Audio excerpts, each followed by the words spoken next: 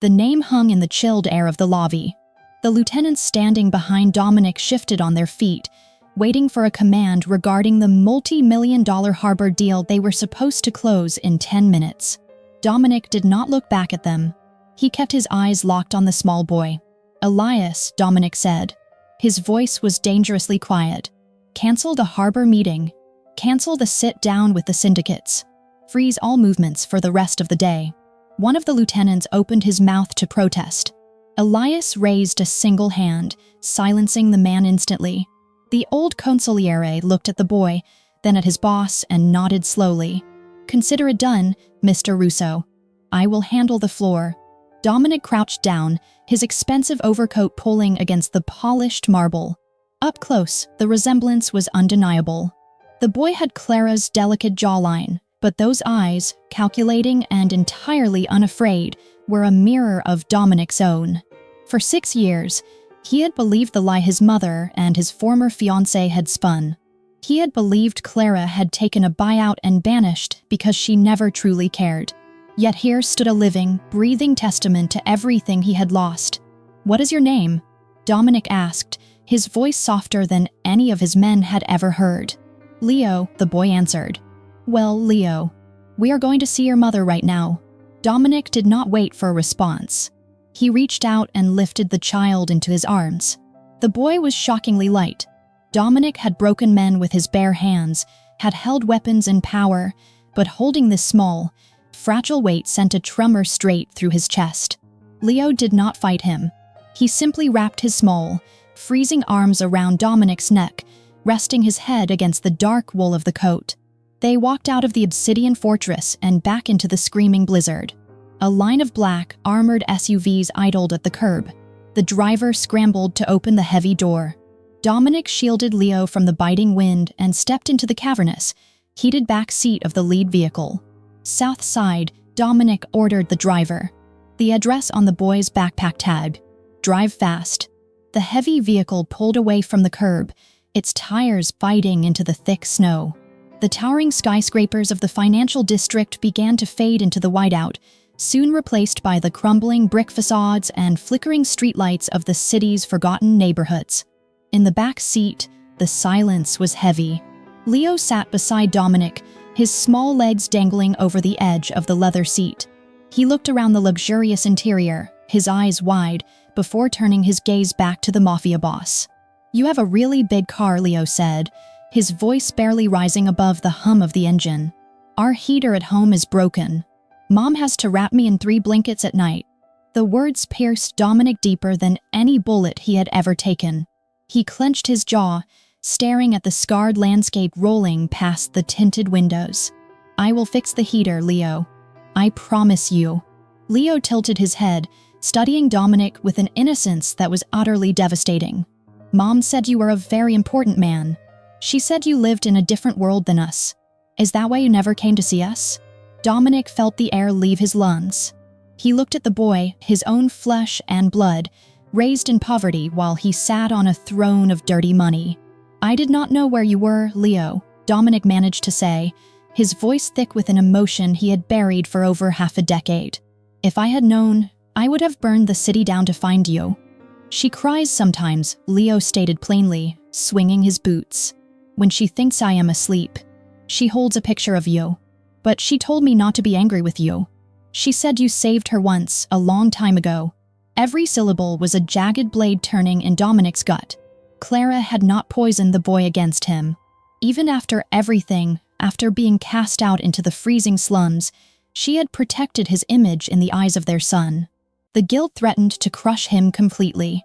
The armored SUV took a sharp turn, entering a narrow, poorly lit street lined with decaying apartment buildings. The snow was piling up against broken doors and shattered windows. Dominic Russo stared at the bleak surroundings, his blood turning to ice. The woman he had promised to protect, the only woman he had ever loved, had been surviving in this wasteland. And she had been doing it entirely alone. "We are here, Mr. Russo," the driver announced softly. Dominic looked out at the peeling paint of the 4th floor walk-up. His fists tightened until his knuckles turned white. The past was no longer a ghost. It was waiting for him at the top of those stairs. The stairs were steep, the concrete cracked and slick with melting snow tracked in from the streets. Dominic carried Leo in his arms, his heavy footsteps echoing ominously in the dim, damp stairwell. The air grew noticeably colder the higher they climbed, smelling sharply of rusted pipes, stale tobacco, and absolute despair. They reached the fourth-floor landing. The peeling blue paint on apartment 4B was chipping away to the bare wood beneath. Dominic set Leo down gently. His heart, usually a disciplined metronome of ice and calculation, hammered violently against his ribs. He knocked on the thin wood. Silence answered him. Then came the sound of slow, uneven footsteps dragging across a hard floor. A heavy deadbolt clicked loudly, the chain rattled, and the door creaked open. Dominic stopped breathing entirely. Clara Evans stood in the narrow doorway. The breathtaking, radiant medical student he had known 6 years ago was gone, replaced by a woman carved out of relentless hardship. She was frighteningly thin, her cheekbones sharp and her pale skin completely devoid of warmth. She wore a faded, oversized wool sweater, but it could not hide the bulky medical splint wrapped tightly around her right arm, bracing it rigidly from her wrist all the way to her elbow. Her eyes, once vibrant and full of unyielding light, were now clouded with a bone-deep exhaustion. Those eyes widened in absolute terror as they registered the towering, dark figure filling her doorway. All the color drained from her face in an instant. Her gaze immediately dropped to the little boy standing quietly beside the mafia boss. Leo, Clara breathed. Panic, raw and absolute, seized her features. She lunged forward awkwardly with her good arm, grabbing the boy and pulling him behind her back, shielding him entirely with her fragile body. She looked back up at Dominic, her chest heaving in panic. "How are you here? Who told you where to find us?" "He came to me, Clara," Dominic said. His voice was a heavy rasp, choked by the devastating sight of her broken state. He stepped over the threshold uninvited, pushing the door shut behind him to block the freezing draft pouring in from the hallway. The apartment was barely larger than his private office. A single worn sofa sat next to a tiny, cluttered kitchen counter. The radiator in the corner was completely dead, offering absolutely no defense against the brutal Chicago winter raging outside. The only source of life and color in the bleak, depressing room was a wall covered entirely in crayon drawings and cheap printed photographs of Leo. "Get out," Clara commanded, her voice shaking violently but laced with a fierce, unmistakable iron. "You have no right to be in my home. You have no right to look at him." Dominic ignored her command. He moved a step closer, his eyes locked intensely on the heavy medical brace binding her arm. "What happened to you, Clara? Who did this to your arm?" Clara took a hurried step back, her good hand gripping Leo tightly by the shoulder to keep him behind her. "It is none of your business. It was an accident at work. Leave us alone, Dominic. Right now. I mean it. It became my business the exact second my son walked into my lobby in the middle of a blizzard," Dominic fired back, the raw, suppressed intensity of his words vibrating through the small, freezing room. "You have a broken arm. You are living in an icebox. You hid my own child from me for over 5 years. You are going to tell me exactly what happened." Clara let out a bitter, humorless laugh. The sound cut right through his chest like a serrated knife. "Your child? You do not get to claim him. Not now. Not ever. I carried him alone. I gave birth to him completely alone in a rundown charity clinic while my body nearly gave out. I worked double shifts, scrubbing floors and clearing hospital bedpans to keep him fed while you were busy ruling your bloody empire. You do not get to walk in here wearing a silk tie and play the concerned father." "I never knew," Dominic pleaded, a rare, agonizing desperation bleeding into his usually commanding tone. He reached a hand out toward her, but Clara flinched away violently, as if his touch would burn her skin. "Clara, I swear on my soul, I did not know you were pregnant. If I had known, I would have torn the world apart to find you." "If you had known what?" Clara interrupted, her voice rising, eyes flashing with unshed tears and years of suppressed, agonizing fury. "You would have brought a newborn baby into a war zone? You would have let him grow up surrounded by blood, enemies, and guns? Or maybe would have just thrown another massive check at me and told me to stay hidden." Dominic froze. The air in the room grew suffocatingly tight. Another check? What money are you talking about, Clara? Clara shook her head, turning her face away to hide the sheer pain contorting her features. Do not act like you do not know. Do not stand there and insult my intelligence after everything you let happen. I protected Leo from the dark truth of what you really are. I told him you are a good man who saved me once. But I know the truth of your world. Now, I want you to walk out that door and never, ever look for us again. I am not going anywhere, Dominic stated softly, his jaw setting into unyielding stone. He looked around the freezing room, the absolute destitution of it tearing at his remaining sanity. You are packing your things. Both of you. You are not staying in this freezing trap for another minute. I will not take a single dime from you, Clara spat, standing taller despite her visible, uncontrollable shivering. We do not need your pity. We do not need your blood money. I have taken care of him just fine without you, and I will continue to do so. We are not your property, Dominic Russo. You do not own us. Leo tugged gently at Clara's sweater. Mommy, do not yell. He said he would fix the heater. Clara closed her eyes, finally fighting a losing battle against the hot tears slipping down her cold cheeks. She dropped heavily to her knees, wrapping her good arm tightly around Leo, pressing her face into his dark winter coat. We are fine, baby. Mommy will fix it. We do not need anyone else. Dominic watched the woman he loved kneel on the cold, unforgiving floor. She was broken, battered by life, but fiercely proud, rejecting his help with every single ounce of strength she had left. His heart shattered completely, but beneath the bleeding debris, a terrifying, absolute resolve began to harden like steel. He had failed her 6 years ago. He had let her slip through his fingers into this nightmare. He was never going to make the mistake again. Dominic watched Clara kneel on the frigid floor, clutching their son. The mention of a check still burned in his mind, demanding answers. He stepped forward, bridging the tiny space between them, and crouched down so his eyes were level with hers. Clara, Dominic began, his voice deadly calm. Tell me about the check. Tell me what you meant. Clara kept her face buried in Leo's coat, refusing to look up. Stop playing games. I sat in that restaurant for 3 hours waiting for you.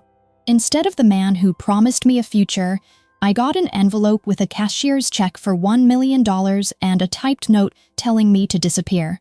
I tore it to pieces. Dominic's blood ran entirely cold. The memory of that night 6 years ago hit him with brutal clarity. He had been ambushed on his way to meet her, taking a bullet that nearly ended his life. He had spent a week in a coma, only to wake up and find Clara completely gone from the city. I never sent that money, Dominic stated, the words heavy and deliberate. I was bleeding out on an operating table that night, Clara. I never wrote that note. Clara finally raised her head. Her eyes were red, searching his face for the lie she had convinced herself was true for 6 long years.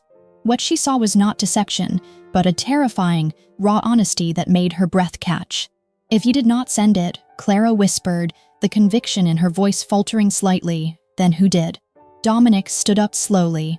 His mind raced, calculating every angle, every betrayal within his own ranks. Did someone deliver it to you? Or did it come in the mail? Clara swallowed hard, pulling Leo slightly closer. It was hand-delivered. By your mother. The silence that followed was deafening. Eleanor Russo, his mother, the imposing matriarch who had always viewed his affection for a simple medical student as a dangerous weakness. She came to my apartment a week before the dinner, Clara continued, her voice gaining a desperate, hardened edge. She threw down a folder filled with crime scene photos. Blood bodies, the reality of what the Russo family actually does. She told me I was a liability. She said if I truly loved you, I would leave before your enemies used me to destroy you. And then Vanessa came to find me. Dominic's fists clenched until the leather of his gloves creaked. Vanessa, your fiancée, Clara spat, the old wound clearly still festering. She brought wedding invitations. She brought venue deposits with your signature on them. She told me you were just having your fun with a naive girl before settling down to rule your empire with a proper wife. Between the photos, the threats, and the wedding plans, I ran. I found out I was pregnant 3 weeks later. I could not let my baby grow up inside a slaughterhouse. A murderous rage, darker and more potent than anything Dominic had ever experienced, began to completely consume him. His mother had threatened her. Vanessa, a woman he had never intended to marry, a strategic alliance forced by the syndicates, had tormented her. They had stolen 6 years of his life. They had stolen the birth of his son. "And your arm," Dominic demanded, his gaze locking onto the medical splint. His voice was no longer a request, it was a lethal interrogation. "You said it was an accident at work. You are lying. Who did this to you, Clara?" Clara looked away, her jaw tightening stubbornly. "I told you, it was an accident in the hospital supply room." Dominic knelt again, reaching out carefully to grip her uninjured shoulder. "Do not lie to me. Not about this. Tell me exactly what happened." Clara shuddered, a silent tear escaping down her cheek. 3 days ago, 3 men broke in here while Leo was at school. They tore the place apart looking for something. When I tried to stop them, they pushed me. I fell hard against the radiator. My arm snapped. She paused, her voice dropping to a terrified whisper. Before they left, one of them laughed.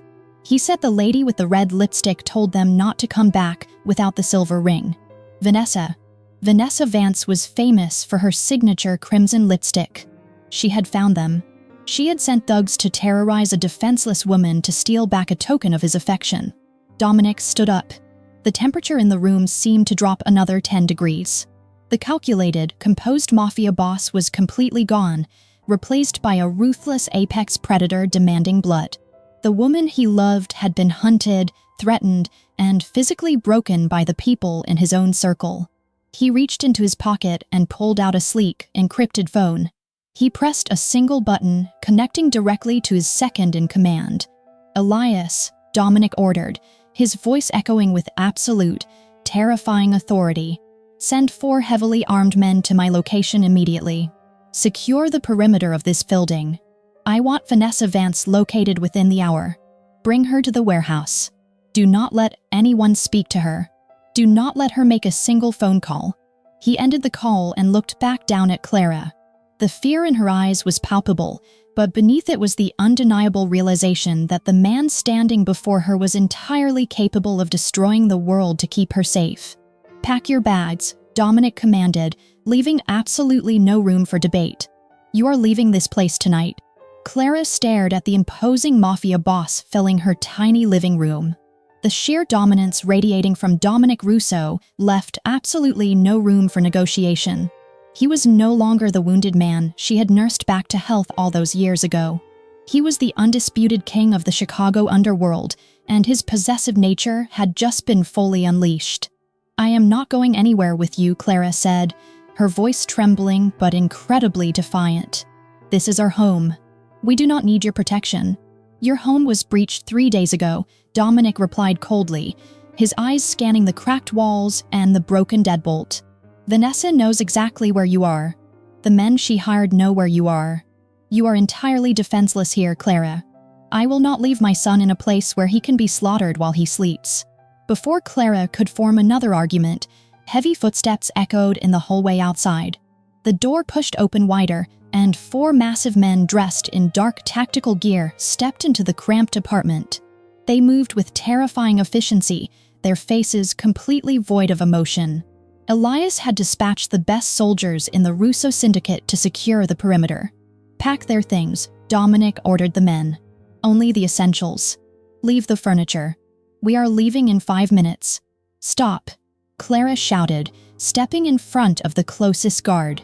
She raised her uninjured hand, her chest heaving with panic and raw fury. "You cannot just walk into my life and kidnap us. I will call the police." Dominic moved so fast Clara barely had time to blink. He closed the distance between them, his large hands gripping her shoulders gently but with an immovable, terrifying strength. He backed her slowly against the peeling wallpaper, shielding her from the view of his soldiers. "The police work for me," Dominic whispered, his face inches from hers. His breath was warm, smelling of winter cold and expensive cologne. "The judges work for me. The entire city answers to my family." If you pick up a phone, the dispatcher will route the call directly to my security team. You have absolutely no way out of this, Clara. You are coming with me, even if I have to carry you out of here kicking and screaming." Clara stared up into his ash-gray eyes. The terrifying truth settled heavily over her mind. He was not making an idle threat. He was stating an absolute fact. She was trapped. She looked over his broad shoulder and saw Leo sitting quietly on the worn sofa, watching the armed men place his small clothes into a black duffel bag. The boy did not look scared, only deeply curious about the giant strangers filling their tiny home. "You are a monster," Clara breathed, tears of sheer frustration spilling over her eyelashes. "You are locking us in a cage. You are taking away everything I built for him." "I am keeping you alive," Dominic corrected harshly. His thumbs brushed the tears away from her pale cheeks, a fleeting gesture of tenderness buried beneath his ruthless exterior. "Hate me all you want. Curse my name every single day, but you will do it from behind bulletproof glass and armed guards. I lost you once. I am not losing you again." Clara closed her eyes. The image of the thugs breaking into her home 3 days ago flashed violently behind her eyelids. The sickening crack of her arm hitting the radiator echoed in her ears. The terrifying realization that they could have easily hurt Leo if he had been home paralyzed her. She had no money, no allies, and a broken arm. Dominic was a ruthless dictator, but his fortress was the only place Vanessa Vance could not reach. "Fine," Clara surrendered, her voice hollow and defeated. She opened her eyes, glaring at him with a fierce, lingering hatred. "But understand this clearly, Dominic. I am only going for Leo. I am not your woman. I am not your prisoner to play with. The second I know we are safe, I am taking my son and walking away." Dominic did not argue. He simply turned away, signaling his men to finish clearing the room. Within 10 minutes, they were back in the armored vehicle, leaving the desolate streets of the south side behind. The snowstorm had intensified, burying the city in a blinding white sheet, but the heavy SUV plowed through the drifts with effortless power. Clara sat rigidly in the corner of the leather seat, holding Leo tightly against her chest. Dominic sat opposite them, silent and watchful, a brooding phantom in the shadows of the luxury car. The drive lasted nearly an hour before the vehicle turned onto a private, winding road bordered by towering pine trees. At the end of the path stood the Russo family estate. It was not merely a mansion, it was a modern fortress. Massive stone walls surrounded the property, topped with discreet security cameras and motion sensors. Heavy iron gates swung open automatically as the convoy approached, revealing a sprawling courtyard and a massive Gothic-style manor constructed of dark stone and reinforced glass. Armed guards patrolled the perimeter with assault rifles slung across their chests. The sheer scale of the wealth and absolute power on display made Clara feel entirely suffocated. This was the dark, bloody empire she had run away from 6 years ago, and now it was swallowing her whole. The SUV came to a smooth halt in front of the grand entrance. Dominic stepped out first, holding his hand out to help Clara. She ignored his hand, sliding out on her own and pulling Leo along with her. Dominic watched her stubborn resistance, a faint muscle feathering in his jaw. He gestured toward the massive wooden doors of the manor. "Welcome home, Clara," Dominic said, his voice echoing in the freezing wind. Clara looked up at the towering, oppressive structure.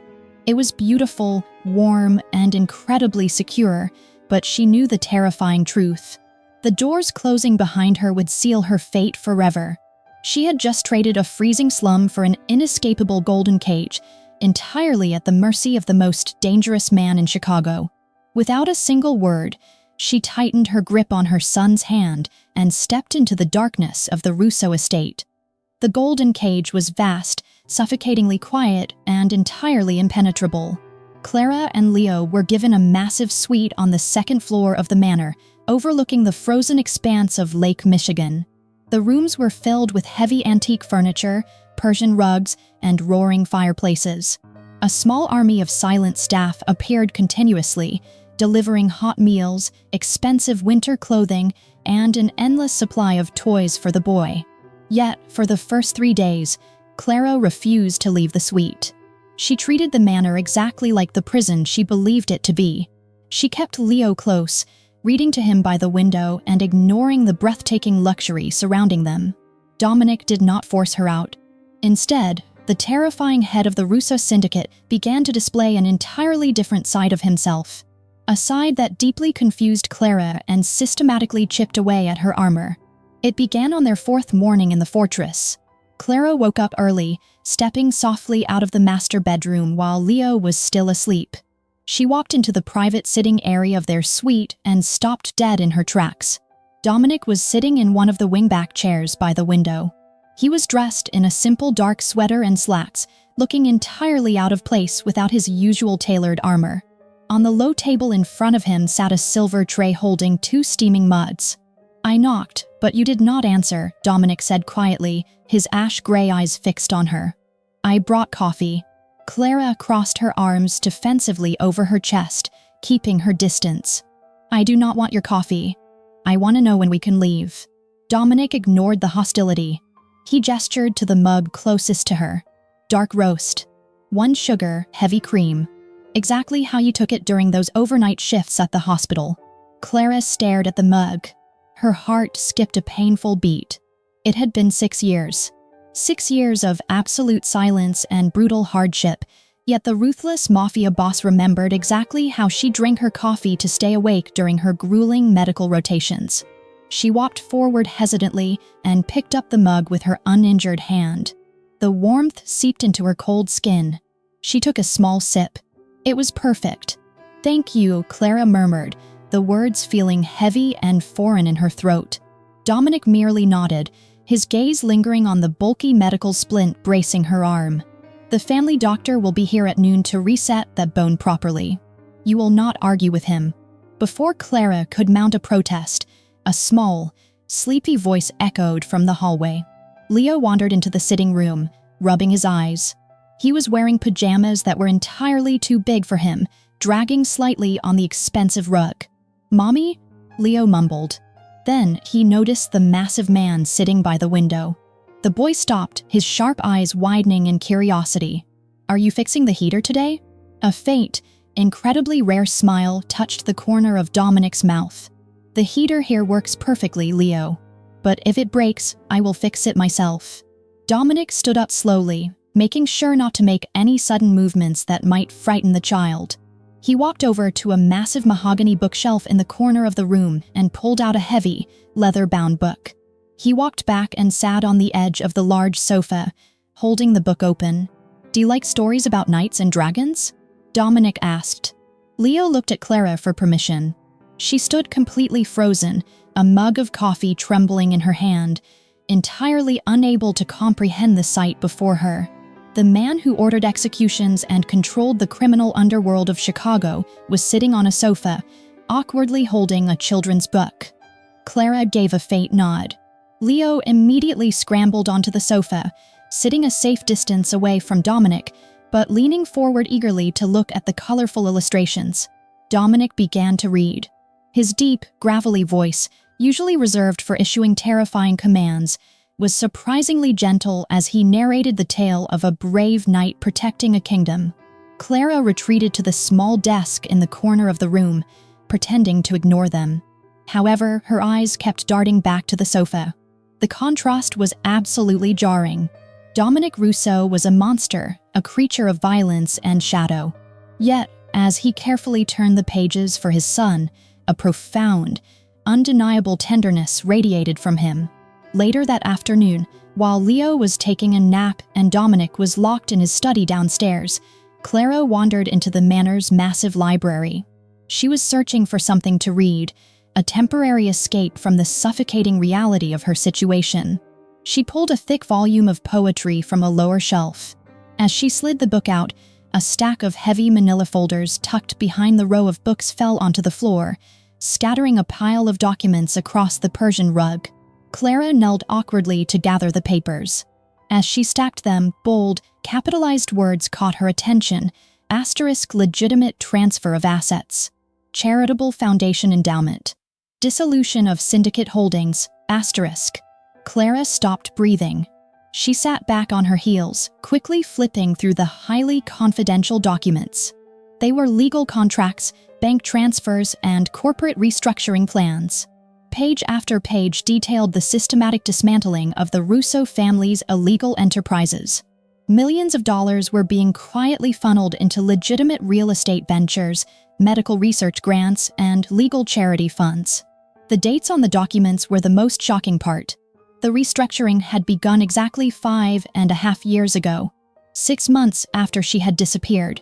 Clara stared blindly at the paperwork, her hands trembling violently.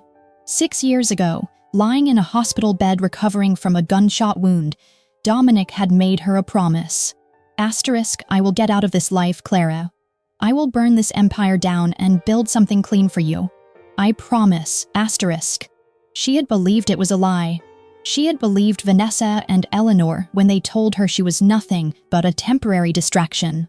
But the papers scattered across the floor told a completely different story. Dominic had not forgotten his promise. Even believing she had taken a buyout and abandoned him, the Ruthless Mafia boss had spent the last 6 years quietly, methodically tearing down his own bloody empire to honor a vow he made to a medical student who vanished into the night. A heavy tear dropped onto the legal documents, blurring the dark ink. Clara hurriedly shoved the papers back into the folders and hid them behind the books. She stood up, her heart pounding a frantic rhythm against her ribs. The walls of her golden cage suddenly felt incredibly thin, and the terrifying monster who had locked her inside was beginning to look dangerously like a man who had loved her completely and relentlessly in the dark. The fragile peace within the golden cage shattered on the afternoon of their 7th day at the estate. Clara was in the sunroom, watching the blizzard finally break over Lake Michigan, when the heavy oak doors of the manor swung open with a resounding thud. The temperature in the room seemed to plummet instantly. Footsteps, sharp and authoritative, echoed across the marble foyer, completely ignoring the protests of the security detail. Eleanor Russo had arrived. The matriarch of the Russo family swept into the sunroom like a dark winter storm. She was dressed impeccably in a charcoal wool coat and a strand of pearls, her posture rigid with generations of inherited arrogance. Her cold, calculating eyes immediately locked onto Clara, dismissing the medical splint and the pale exhaustion on the younger woman's face entirely. So Eleanor began, her voice dripping with aristocratic disdain. The stray cat has found her way back to the warmth. I suppose $1 million does not last very long when one lacks the breeding to manage it properly. Clara stood up slowly from the velvet armchair. 6 years ago, this woman had terrified her. 6 years ago, Clara had been a naive 20-year-old student, easily intimidated by the sheer weight of the Russo name and the brutal crime scene photos thrown onto her cheap kitchen table. But Clara was no longer that frightened girl. She was a mother who had fought tooth and nail for half a decade to keep her child alive in the absolute worst conditions. The fear she once held for Eleanor was entirely gone, replaced by a quiet, hardened steel. I never took your money, Mrs. Russo, Clara stated, her voice remarkably steady and devoid of any intimidation. I tore the check into pieces and left it on the table. If you want someone to blame for my presence here, blame your son. He is the one who deployed armed guards to drag me out of my home. Eleanor scoffed, waving a dismissive, elegant hand. Do not attempt to play the victim with me, Clara. It is a tedious act. You hid Dominic's child for 5 years. You deprived this family of its heir. And now you miraculously reappear precisely when Dominic is restructuring his assets. Your timing is incredibly transparent. Clara took a step forward, closing the distance between them. She did not raise her voice, but the intensity in her eyes made Eleanor instinctively stiffen. My son is not a piece of property, Clara said, her tone laced with absolute authority. He is not an heir to a bloody throne, and he is certainly not a pawn in whatever twisted dynastic game you are playing. I hid him because you threatened my life, and you threatened the life of my unborn child. I protected him from a world that uses violence as a currency and murder as a negotiation tactic. Eleanor narrowed her eyes, a flicker of genuine surprise crossing her usually impassive features. This was not the trembling, weeping girl she had easily crushed 6 years ago. This woman was looking at her with the unyielding ferocity of a wolf protecting its cub. "You have absolutely no right to speak to me in that manner," Eleanor hissed, stepping closer to reassert her dominance. "You are nothing but a commoner who got incredibly lucky. You will hand the boy over to the family so he can be educated and raised appropriately, and you will accept a very generous settlement to disappear permanently this time. If you refuse, I will personally ensure the courts find you utterly unfit to be a mother. A penniless woman living in a slum with a broken arm will not win a custody battle against the Russo empire." Clara did not flinch. She simply tilted her head, a cold, almost pitying smile touching her lips. "You're welcome to try," Clara challenged softly. "But you seem to be forgetting one crucial detail, Mrs. Russo. I am not the one keeping me here. Dominic is. And from what I have seen over the past week, Dominic no longer answers to you. In fact, he seems entirely focused on dismantling the very empire you are trying so desperately to protect." The words struck a nerve. Eleanor's face flushed with a sudden, poorly concealed panic. The secret restructuring of the syndicate was a sore subject between mother and son. "He is confused," Eleanor snapped, her aristocratic facade cracking slightly. "He is acting out of misplaced guilt. Once the novelty of this little reunion wears off, he will realize that a man of his stature cannot be anchored to a woman from the gutter. He will marry Vanessa, as he was always meant to, and this family will retain its power." "Then let him marry Vanessa," Clara fired back immediately, her voice ringing with absolute finality. "Let him keep his power and his blood money. I do not want him, and I certainly do not want your toxic family." The second Dominic unlocks the front gate, Leo and I are walking out. "But until that happens, do not ever threaten me again. Because I promise you, Eleanor, if you try to take my son from me, I will burn your reputation and your precious family name to the ground in open court, and I will not care who gets caught in the crossfire." The room plunged into a deafening silence. Eleanor stared at the young woman, completely stunned. For the first time in her life, the matriarch of the Russo family found herself entirely outmaneuvered and outmatched by someone she considered utterly inferior. The sheer, undeniable strength radiating from Clara was terrifying. Before Eleanor could formulate a response, the heavy oak doors to the sunroom opened again. Dominic stood in the threshold, his dark suit perfectly tailored, his eyes burning with a lethal, suppressed fury. He had heard the entire exchange. He walked past his mother as if she were completely invisible and stopped beside Clara. He did not look at Eleanor. He looked only at the woman who had just fiercely defended herself against the most intimidating force in Chicago. "Elias," Dominic called out, his voice echoing through the quiet room. The old consigliere appeared instantly in the doorway. "Escort my mother to her car," Dominic ordered, his tone leaving absolutely no room for debate. "And inform the gate security that she is no longer permitted on this property without my direct, written authorization." Eleanor gasped, her hand flying to her pearl necklace in absolute shock. "Dominic, you cannot banish your own mother for this interloper." Dominic finally turned his head to look at her. The ash gray of his eyes was entirely devoid of warmth, reflecting only the brutal, unyielding ice of a mafia boss passing a final judgment. "I just did," Dominic stated softly. "Goodbye, mother." Word of Eleanor Russo being permanently exiled from her own family estate rippled through the dark underbelly of Chicago like a violent tremor.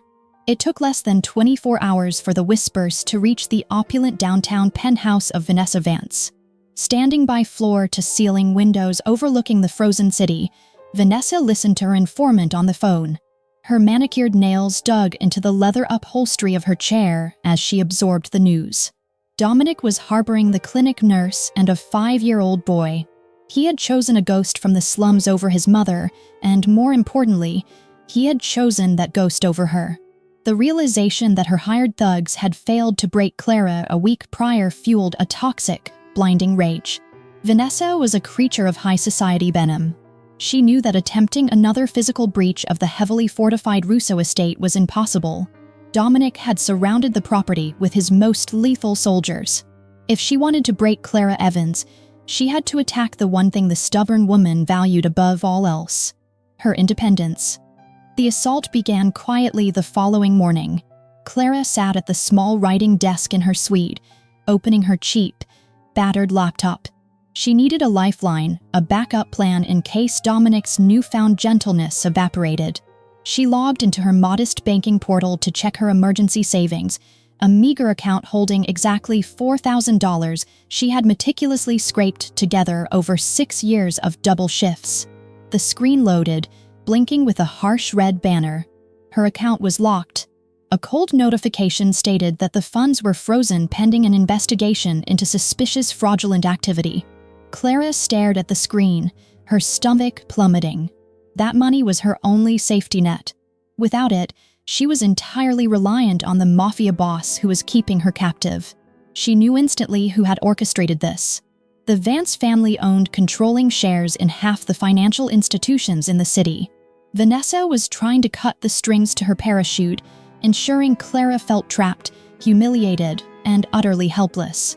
But Vanessa did not stop at financial sabotage. By noon, the second strike landed. Clara walked into the main dining room to find Elias hastily attempting to hide a digital tablet behind his back. The old consigliere looked deeply uncomfortable, a rare expression for a man who had orchestrated decades of underworld deals. Clara demanded to see the screen. Reluctantly, Elias placed the tablet on the mahogany table. It was a digital front page of Chicago's most notorious tabloid, a publication heavily funded by Vanessa's social circle. The bold headline screamed in black ink. The Dark Prince and the Slum Nurse. A calculated con below it was a blurry, zoomed-in photograph of Clara leaving her apartment complex years ago, looking exhausted in her cheap scrubs. The article painted a vicious, entirely fabricated narrative. It described Clara as a manipulative gold digger who had deliberately hidden a secret love child to extort the Russo empire for millions. It questioned her morals, her medical credentials, and her fitness as a mother. Clara read every single word. Her chest tightened to the point of pain. They were trying to destroy her reputation, ensuring she could never work in a respectable hospital again. They wanted her to feel so ashamed and exposed that she would take her son and run far away from the city just to escape the public humiliation. Footsteps echoed sharply against the marble floor. Dominic strode into the dining room, his face a mask of terrifying, suppressed fury. He had already seen the article. He looked at Clara, expecting to see the fragile woman breaking down in tears, defeated by the sheer cruelty of the high society vultures. Instead, Clara looked up at him, her eyes burning with a fierce, absolute rage. She did not cry. She pointed her uninjured hand at the tablet. "Tell me you can trace this to her," Clara demanded, her voice shaking with adrenaline rather than fear. "Tell me you know it was Vanessa." Dominic felt a surge of profound admiration for the woman standing before him. She was magnificent in her anger. He stepped forward, pulling the tablet across the table and shutting off the screen. "Elias traced the bank freeze an hour ago," Dominic stated, his voice a low, lethal rumble. A vice president at the bank received a direct call from the Vance estate. The tabloid editor received a wire transfer of $50,000 from a shell company linked to Vanessa's socialite friends. Clara lifted her chin. "Fix it. I will not let her paint my son as a pawn in her sick games." "It is already done," Dominic promised, the ice in his eyes promising absolute devastation. He was not exaggerating. Within the next 45 minutes, the vice president of the bank found his own accounts drained and his career permanently terminated, replaced by a terrified subordinate who instantly unfroze Clara's funds and added a zero to the balance as a mandatory apology. The tabloid publication experienced a sudden, catastrophic hostile takeover. A Russo corporate entity bought the parent company outright. The editor was fired, the servers were wiped clean, and the article vanished from the internet as if it had never existed. But silencing the media was merely housekeeping. Dominic required retribution. That evening, the patriarch of the Vance family was hosting a lavish dinner party at his downtown estate. Vanessa was sitting at the head table, sipping wine, waiting eagerly for the news of Clara's emotional collapse. The heavy doors of the dining hall opened abruptly. Elias walked into the room, flanked by two massive men in dark suits. The music stopped. The wealthy guests fell completely silent, paralyzed by the sudden intrusion of the most feared syndicate in Chicago. Elias did not look at the guests. He walked directly to the head of the table and placed a small, elegant wooden box carved from dark mahogany directly in front of Vanessa's father. "Compliments of Mr. Dominic Russo," Elias announced, his voice carrying effortlessly across the silent room. Vanessa's father opened the box with trembling hands. Inside, resting on a bed of black velvet, was a pristine white silk handkerchief. The silk was heavily stained with fresh blood. Wrapped inside the bloody fabric was a single, crushed tube of expensive crimson lipstick, the exact custom shade Vanessa wore every single day. Beneath it lay a handwritten note on thick parchment. The note contained only 2 sentences. "You tried to break my family. Control your daughter, or I will bury her." Vanessa stared at the crushed lipstick, the color draining entirely from her face. The glass of wine slipped from her trembling fingers, shattering against the expensive floor. She finally understood the terrifying reality of her situation. Dominic was not playing a game, and Clara Evans was not a temporary distraction. Clara was the heavily guarded queen of the Russo Empire, and Vanessa had just signed her own death warrant by challenging her. The delivery of the bloody handkerchief sent shockwaves through the Vance estate. The patriarch immediately grounded his daughter, attempting to contain the fallout of her catastrophic arrogance. But the public humiliation and the terrifying realization that Dominic had permanently chosen Clara completely shattered whatever remained of Vanessa's fragile sanity. Locked in her luxurious bedroom, pacing like a caged animal, Vanessa stared at the shattered glass of her vanity mirror. She had spent 7 years cultivating the perfect image to stand beside the Dark Prince of Chicago. She had driven Clara away, manipulated Eleanor, and waited patiently for the empire to fall into her lap. Now, a slum nurse and a bastard child were sitting on her stolen throne. The humiliation was unbearable. The rejection was absolute. If she could not have Dominic Russo, then nobody would. Late that night, Vanessa bypassed her father's security and slipped out of the estate.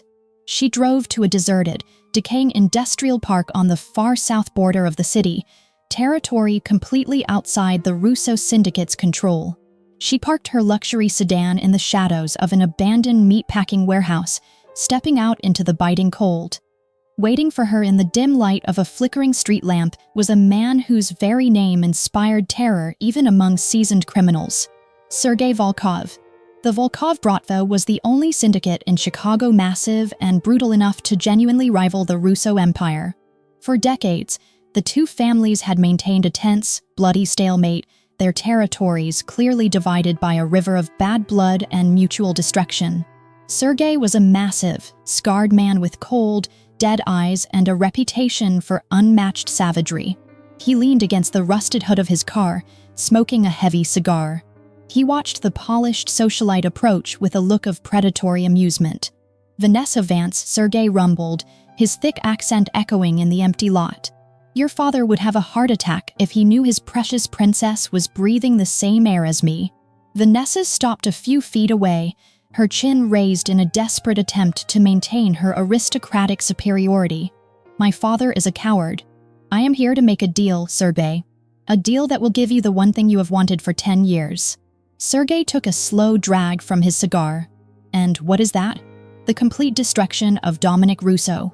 The massive Russian chuckled, a low, guttural sound. "Dominic is a ghost. His fortress is impenetrable. My soldiers die every time we attempt to breach his inner circle. His fortress is only impenetrable because he is inside it," Vanessa countered, her voice sharp and frantic.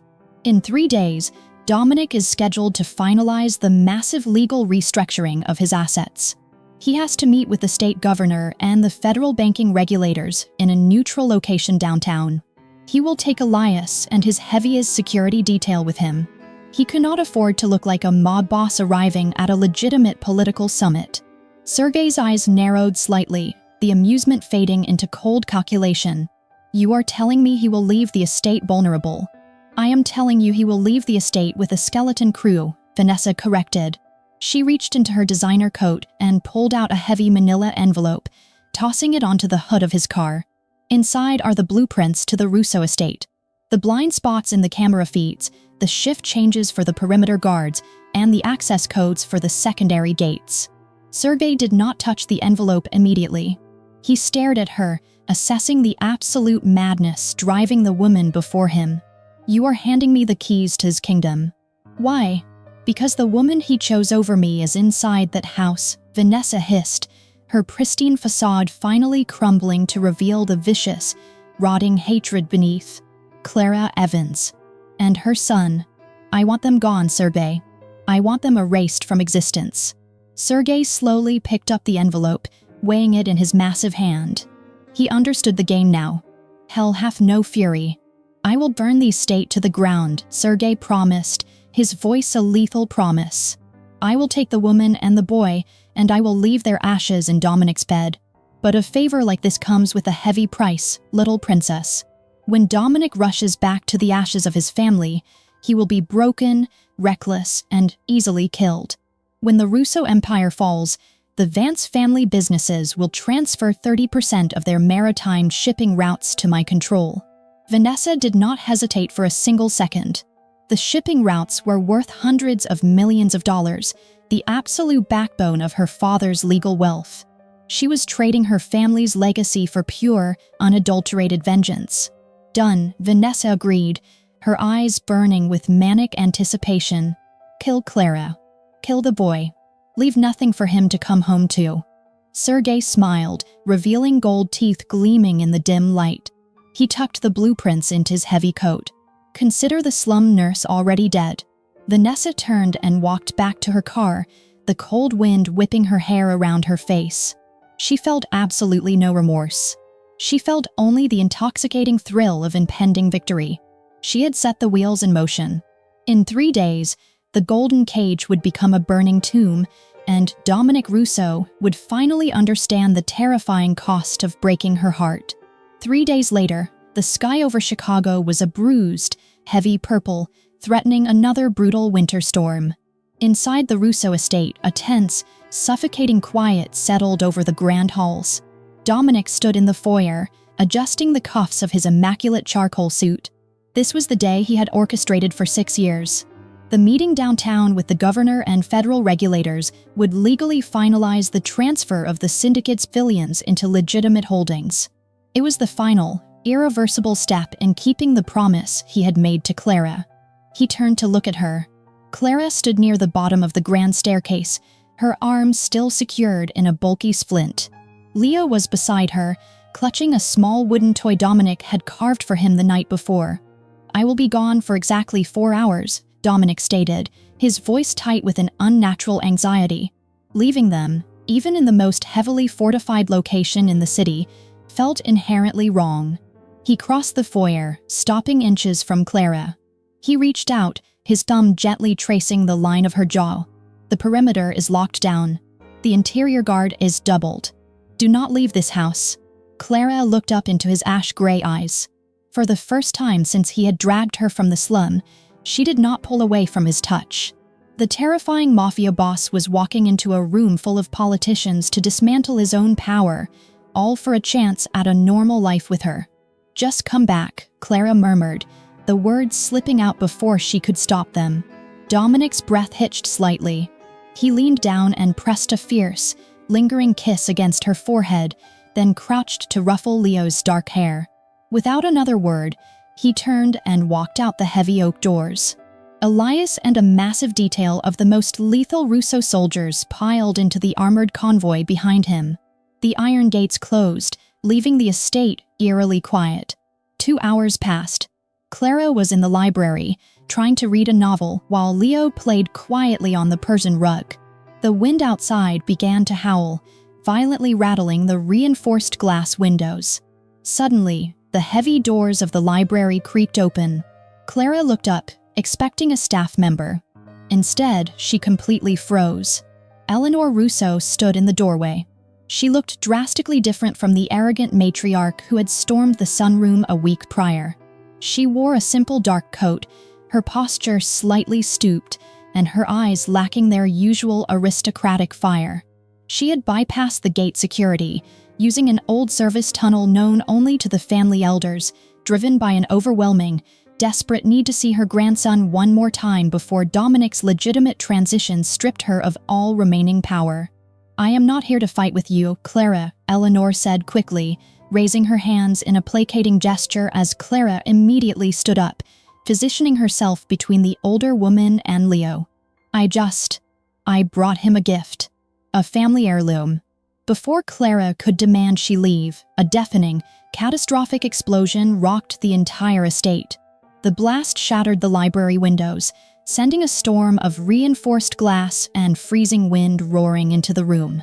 The massive chandelier overhead violently swayed, the lights flickering wildly before plunging the entire manor into absolute, terrifying darkness. Alarms began to shriek, a piercing, mechanical wail echoing through the halls. Heavy, rapid gunfire erupted from the courtyard outside, followed by the sickening sounds of shouting and men falling. The Volkov bratva had arrived. "Mommy!" Leo screamed in terror, covering his ears. Clara moved with pure, instinctual adrenaline. She lunged forward, grabbing Leo with her good arm and dragging him under the heavy mahogany desk. Eleanor stood frozen in the center of the room, completely paralyzed by the sudden, deafening chaos. "Get down!" Clara screamed over the roar of the alarms. She reached out, grabbing the hem of Eleanor's expensive coat and yanking the older woman down behind the heavy leather sofa just as a spray of bullets tore through the library doors, shredding the wood into deadly splinters. The security system had been entirely compromised. Vanessa's blueprints were incredibly accurate. The Volkov soldiers had bypassed the main gates and blown the secondary retaining wall, swarming the estate like heavily armed locusts. Heavy combat boots pounded against the marble floors of the hallway outside. They were conducting a room-by-room sweep. "They are looking for you," Eleanor whispered in the darkness, her aristocratic arrogance entirely shattered, replaced by sheer, unadulterated terror. "The Volkovs, they will kill us all." Clara's mind raced with terrifying clarity. Dominic was miles away. The interior guards were being slaughtered. She was a woman with a broken arm, trapped in a mansion with a 5-year-old boy and an elderly woman. If they stayed in the library, they would be executed within minutes. She remembered the blueprints of the house she had memorized during her first few days of captivity. "The servant tunnels," Clara whispered fiercely, gripping Eleanor's trembling arm. "Dominic told me there is a reinforced safe room in the sub-basement connected to the old wine cellar. Do you know the access code?" Eleanor nodded frantically, her face pale as a ghost. Yes, it is the year Dominic was born." "We move now," Clara ordered, her voice completely devoid of panic. She was the slum nurse who had fought for survival every single day. The luxury of the golden cage was gone, replaced by a battlefield she understood perfectly. She hoisted Leo onto her back, forcing him to cling tightly to her neck. She grabbed Eleanor's hand, pulling the terrified matriarch up from the floor. "Stay behind me," Clara commanded, her eyes burning with an absolute, terrifying resolve in the darkness. "And do not make a single sound." The estate was a labyrinth of smoke, shattered glass, and deafening gunfire.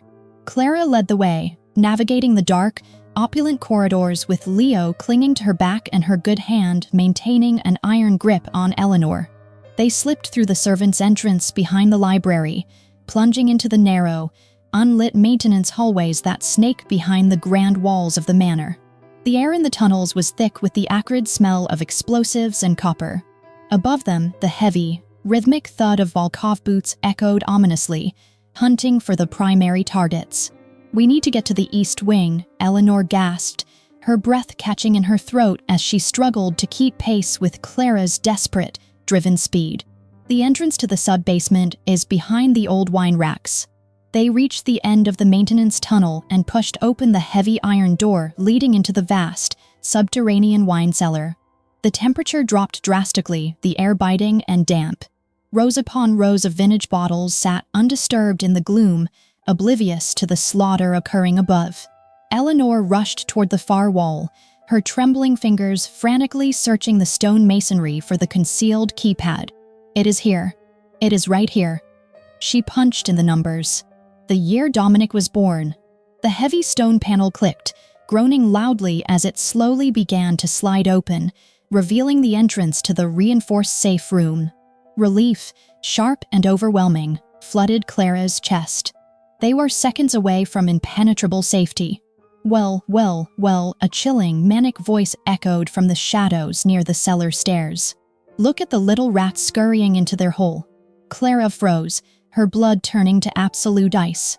She spun around, instinctively shielding Leo and Eleanor behind her body. Vanessa Vance stepped out from the darkness of the stairwell.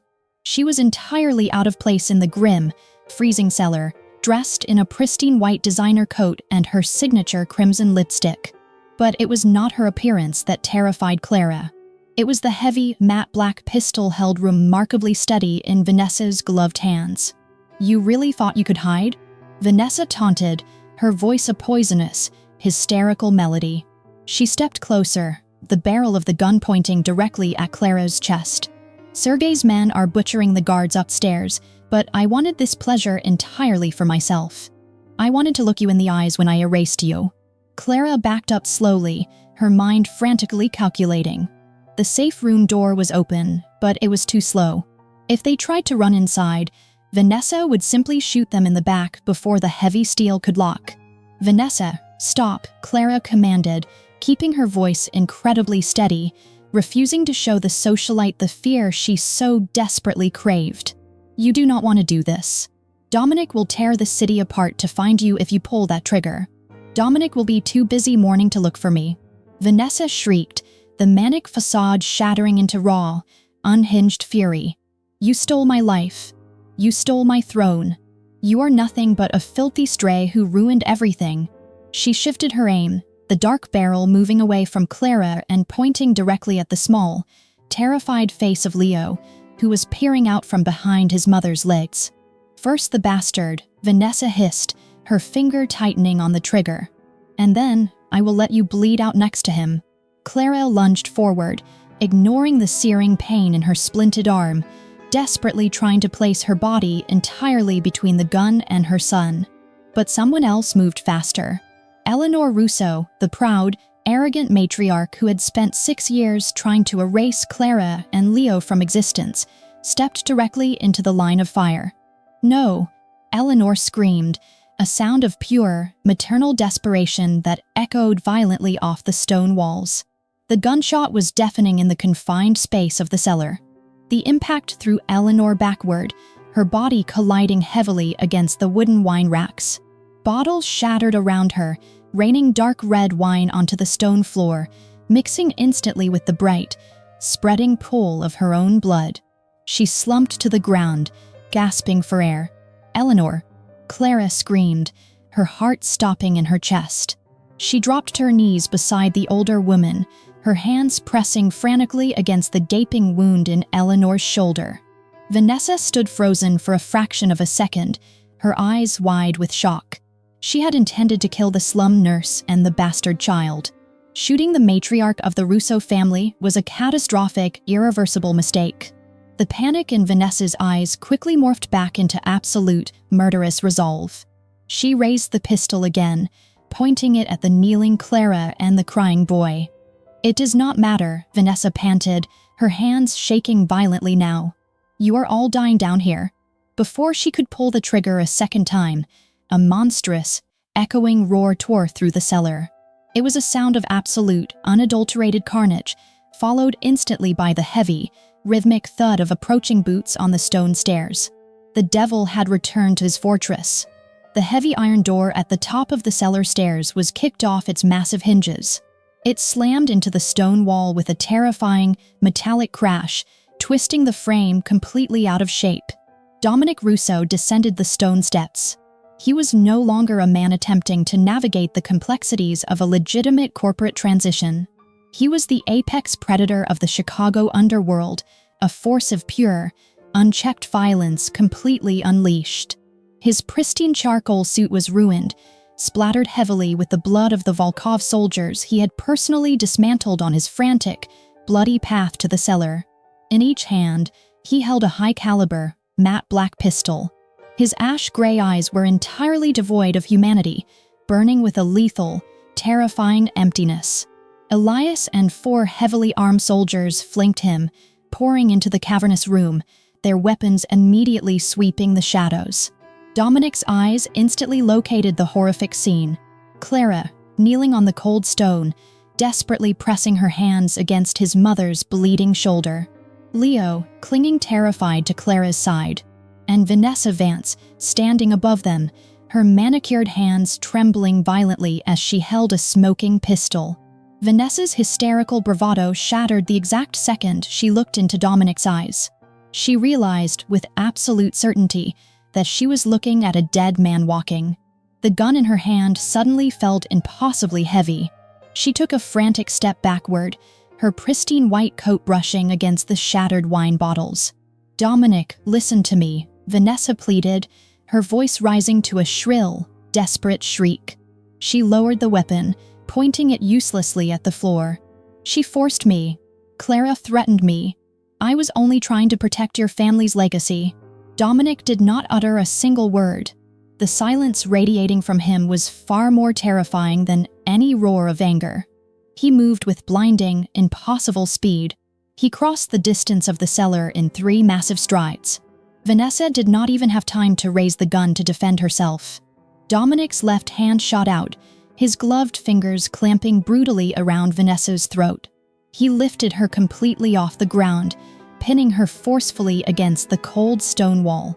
The pistol dropped from her hand, clattering uselessly onto the floor. Vanessa choked, her hands frantically tearing at his immovable grip. Her legs kicked wildly in the air, the expensive heels scraping against the masonry. She looked down at him, her eyes bulging with sheer, suffocating terror. "You brought a war into my home," Dominic stated. His voice was a low, guttural vibration that seemed to shake the very foundations of the cellar. "You aimed a weapon at my son. You shot my mother."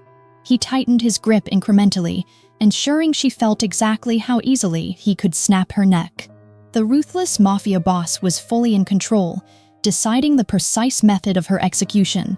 "Dominic, please," Clara's voice cut through the heavy, suffocating atmosphere of the cellar. Dominic's head snapped toward her. Clara was still kneeling on the floor, her hands soaked in Eleanor's blood, but her eyes were entirely steady, fixed firmly on him. "Do not kill her," Clara demanded, her voice ringing with absolute, undeniable authority. "Not in front of Leo.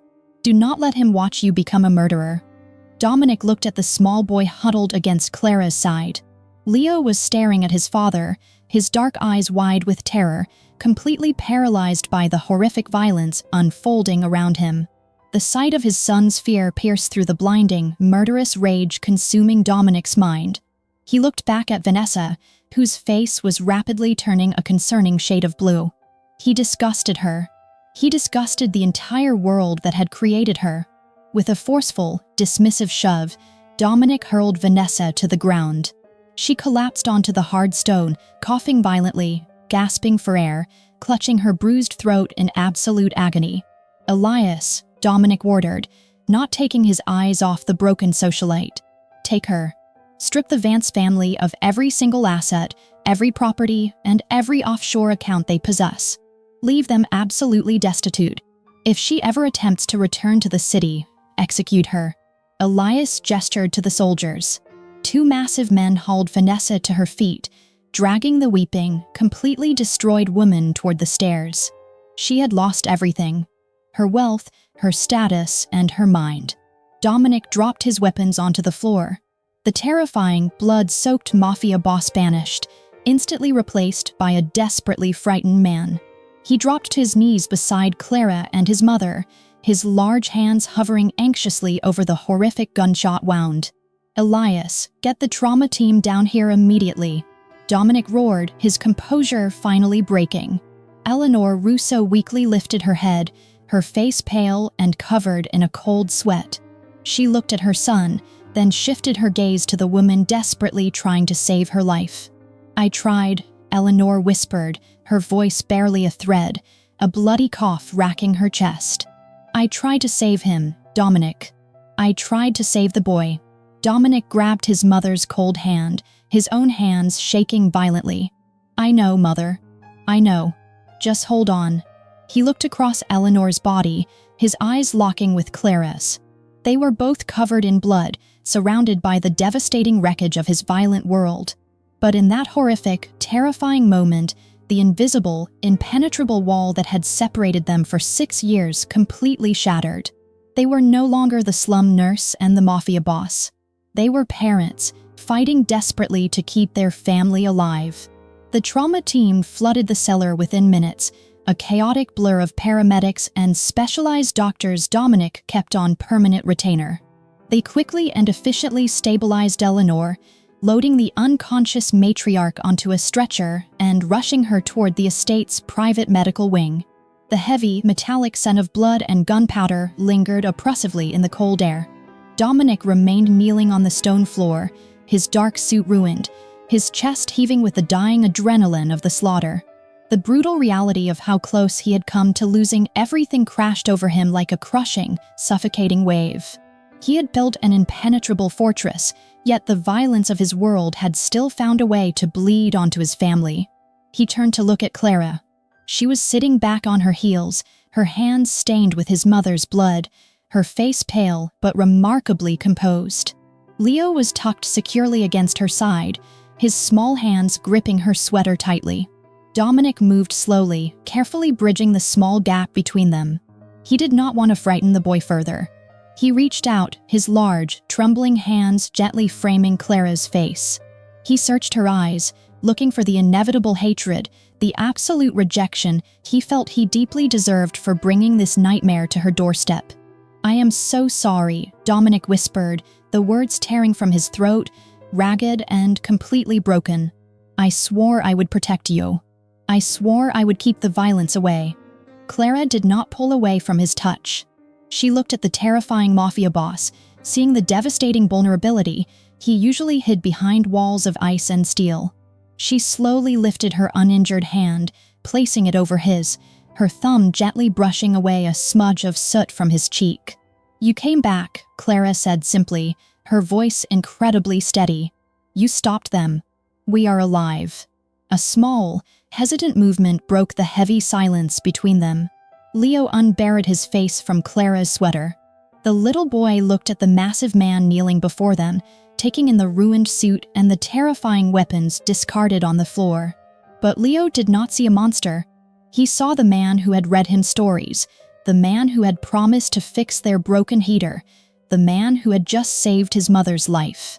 Leo let go of Clara's sweater, took a small step forward, and wrapped his arms tightly around Dominic's neck. "Daddy," Leo cried softly, burying his face into the rough wool of Dominic's coat.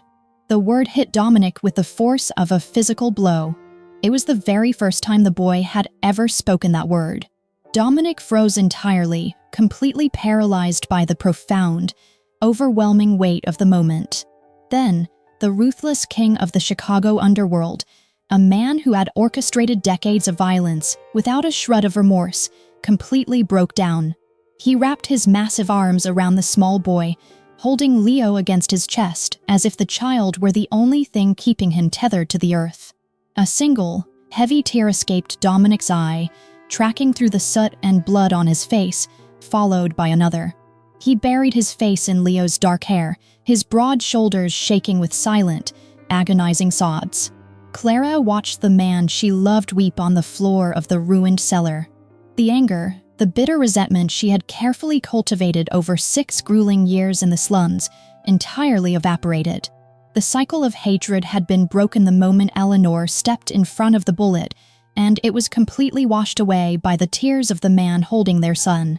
She moved closer, wrapping her arms around both of them, pressing her cheek against Dominic's shoulder. They sat together on the cold stone, a fractured family finally piecing themselves back together amidst the wreckage of a fallen empire. Hours later, the estate was secure. The bodies had been cleared, the shattered glass swept away. Clara stood in the private medical wing, watching Eleanor sleep peacefully through the observation window. The surgery had been successful. The matriarch would survive. Dominic walked up behind her, his ruined suit replaced by a clean, simple shirt. He stood close, but did not touch her, respecting the delicate, unspoken boundary between them.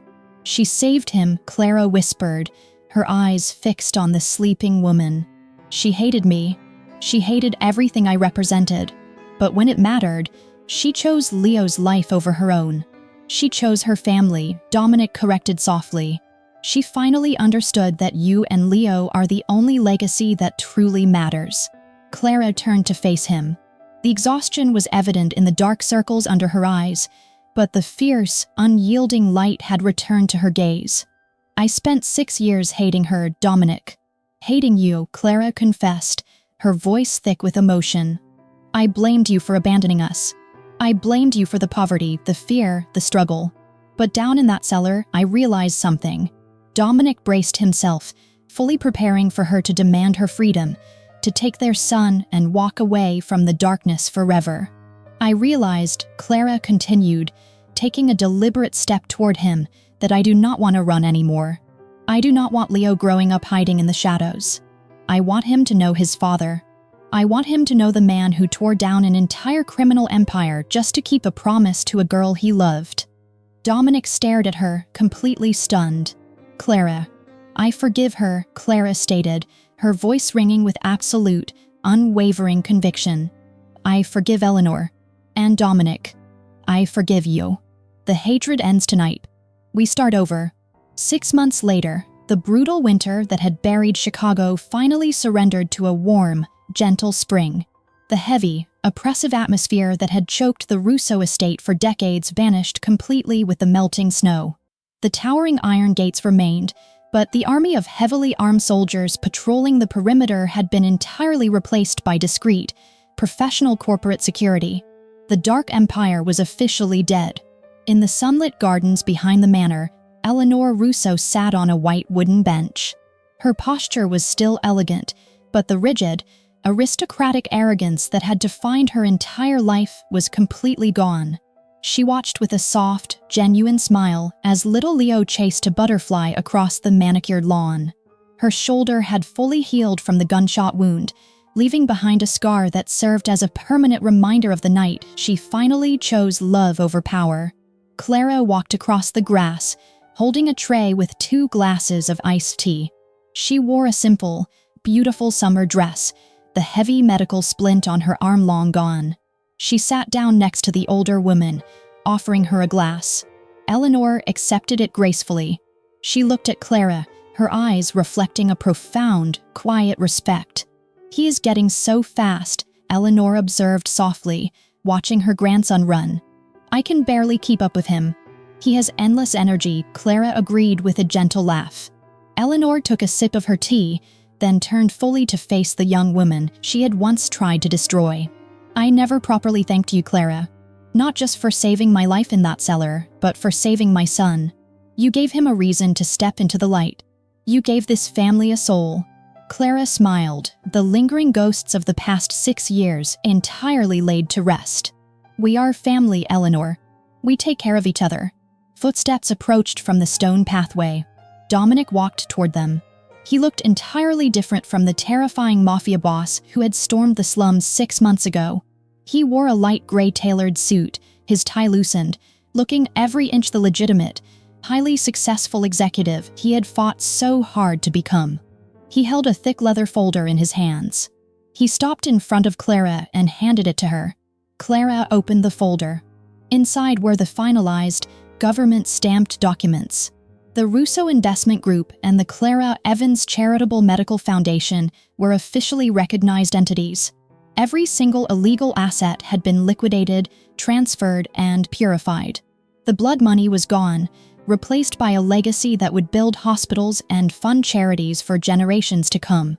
"It is done," Dominic said, his ash-gray eyes shining with an absolute peaceful clarity. "There are no more shadows. There are no more enemies. The past is completely erased." Eleanor smiled softly, excusing herself to go walk with Leo, leaving Dominic and Clara alone under the warm afternoon sun. Dominic stepped closer. He did not pull her into a possessive embrace. Instead, he reached out and gently took her hand, his thumb resting over the silver signet ring she now wore proudly on her right index finger.